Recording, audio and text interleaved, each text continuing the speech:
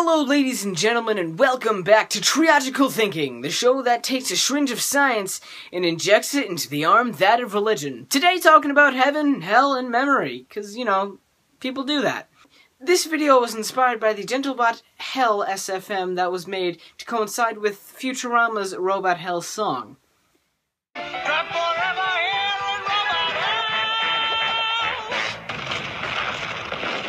If you want to see it, there's a link in the description below. But anyway, this video made me think, well, how bad really is hell? And heaven, is it really that good? Well, this is when memory comes into play. Well, how does it? Well, first off, memory is the record that you keep of all the significant things that you've done. The first time you've had ice cream? That test Tuesday. You need to study tonight. All that stuff that you need to remember in order to make you happy or a better person or whatever your motives are. Now, it's common knowledge that with age comes loss of memory. And this is obvious, as if you've ever seen an elderly person, and you'd see that they really struggle with memory. Of course, not only age is the culprit of memory loss, but mental illnesses such as amnesia and dementia also cause this. If you hit yourself in the head the wrong way, you also could lose memory. This happens with concussions, when people constantly say, whoa, I'm in this place, and then a few minutes later they say the same thing, and a few minutes later they say the same thing, because they keep forgetting where they are and coming to the realization that they're in said place. Now, how does this apply to heaven and hell? Well, before I want to dive into that, I want to tell you, if you are of different religion or you're atheist, please keep listening, because it's very important, and you can really see the flaws in their philosophy.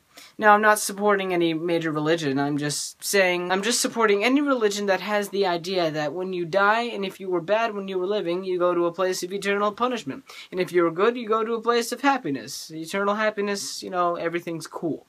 So, hell. Let's just say you were a terrible person and you went to hell. You're just beaten senseless and you're tortured eternally.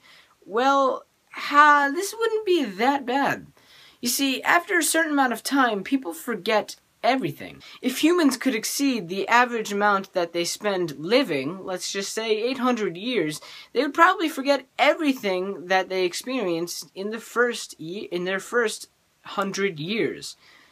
That being said, if they spent enough time in hell, they would forget things like pleasure and happiness. And eventually, if they forgot everything that was pleasing, and if they forgot what being content felt like, hell wouldn't be that bad. The saying, bitter isn't bitter without sweet, and sweet isn't sweet without bitter, really applies with this. If you don't know how pleasure or happiness feels, then why would you compare what pain is to that? I mean, you would have no opposing comparison. Thus, hell would just be, you know, torture. You wouldn't mind it. I mean, it sucks, yeah, the feeling, but, I mean, it's not that bad. You just go through it every day, or whatever units of time they use down there. Hopefully I'll never find out. But let's look at the polar opposite. Heaven. Let's say you were a good little boy or girl, and you went up to heaven, you see everything that you want to see, and you only experience pure happiness. Well, after the course of time, you'd forget what pain, what struggle, what strain feels like. Thus, heaven would just be naturally living. You'd get up, and every day you'd just be happy, and there would be no comparison, and thus you wouldn't actually feel happy. You'd just feel like you were living. Of course, you'd be dead, so that's the ironic twist.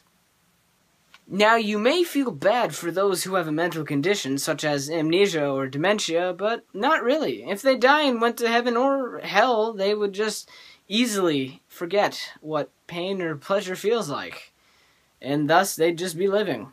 So, yeah, good for them if they go to hell, not so good if they go to heaven. But eventually it doesn't really matter, because both just live. They don't have any pain or pleasure to feel, because they have no comparison.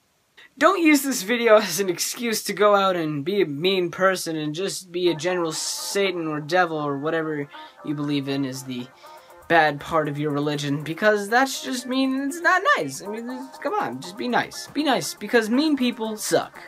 But of course, ladies and gentlemen, that's just thinking triologically. Hey, thank you for watching. If your religion doesn't follow any of the guidelines above, voice it in the comment section below, and try to apply this little memory flaw that we have and see how that would work in your religion. Be sure to subscribe for more. You don't have to if you don't want to. I mean, I don't want to force you. I mean, this isn't that kind of relationship where I would force you. I mean, if you want to, you can. I certainly promote it because it's cool. You know, it benefits me, it benefits you. You have all this stuff, and you know that'd be great. You know, that'd be great. Yeah. So yeah, subscribe. I'm just gonna stare at you for a couple seconds.